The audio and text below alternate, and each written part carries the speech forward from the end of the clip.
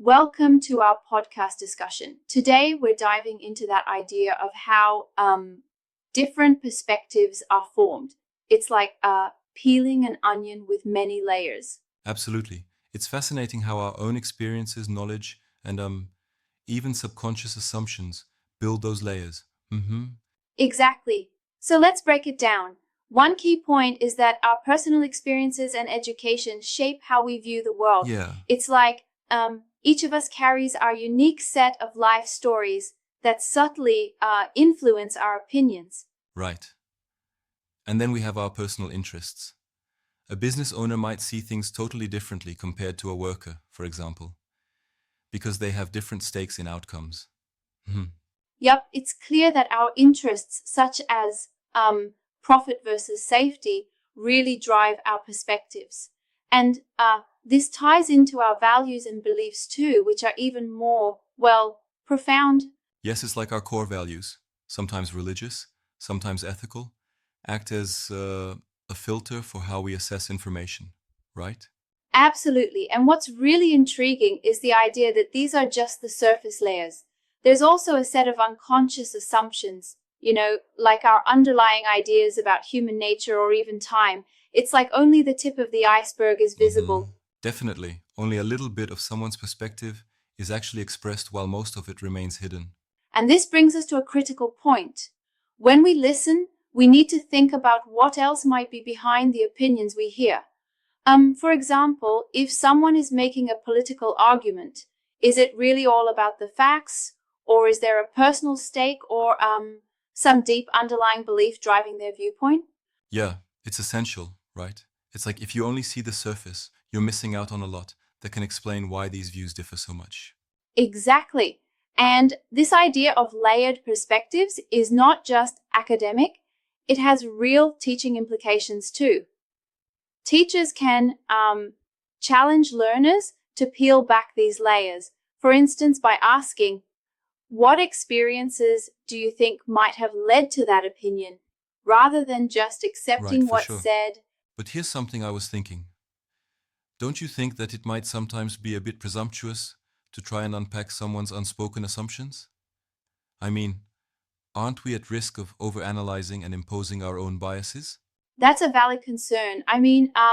We must approach this carefully, acknowledging that we might never fully grasp all the unspoken layers. It's about being humble and avoiding assumptions.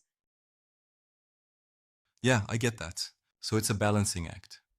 While it's helpful to probe a little deeper, we also need to respect that some of these perspectives are personal and not easily categorized, right?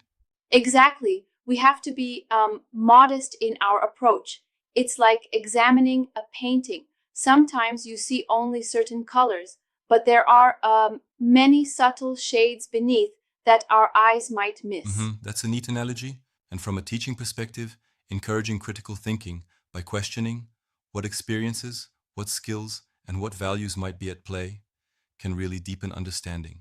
Totally. Imagine a classroom discussing a current event. Someone might say, I support this policy because it benefits me. But if you ask them to consider what values or past experiences shaped that view, it opens up a much richer conversation. Absolutely, it makes the analysis more layered. Yeah, but sometimes, it's hard for people to pinpoint those underlying reasons because even they might not be entirely conscious of them. Right, that's the tricky part. Our subconscious beliefs are often like hidden scripts running in the background. It gives us a structured perspective without us fully realizing it. And think about it. Recognizing that we're only hearing the tip of the iceberg forces us to um, question how much we really know about someone's viewpoint. Exactly. It's about moving beyond the obvious. And then when we reflect on this in our day to day interactions, like with friends or in the workplace, we can start to appreciate that, for example, a heated debate might simply be two very different layers of experiences and values colliding. Right? Very thought provoking. And it's um, also valuable for conflict resolution. When you understand the roots of someone's perspective, you can engage in a more empathetic dialogue. Definitely. It transforms discussions from "you're wrong" to "I see where you're coming from." That minor shift can make a big difference in understanding. Yeah, truly. What about the challenge part, though? I mean, if there are so many factors, experience, knowledge, interest, values, and even unconscious biases, how should someone start to untangle that? That's a good question. It starts with asking reflective questions like, "What might be causing your view on this?" Or "What do you stand to gain?" It's a gradual process of unpacking, like slowly unwrapping a gift to see all the layers inside. Yeah, I like that imagery. It definitely requires practice and an openness to um, admit that maybe we don't have all the answers, just different pieces of the puzzle. Precisely. And this reflective practice is at the heart of critical listening and understanding. We learn to be patient and curious rather than jumping to conclusions. hmm And from what I understand, this methodology also feeds into how we approach structured analysis in education, like comparing different viewpoints on, say, a political issue. Absolutely. By systematically analyzing perspectives, asking what are the skills, experiences, or beliefs driving this opinion, we encourage a richer dialogue. It's a bit like detective work for ideas, Right, right? detective work for the mind. Although sometimes, trying to label these influences can oversimplify them, there's always a risk of categorizing too neatly when in reality, they're messy. True, and that's why it's important to recognize the limitations of our analysis. We shouldn't assume that a single analysis captures the whole truth. It's an evolving process.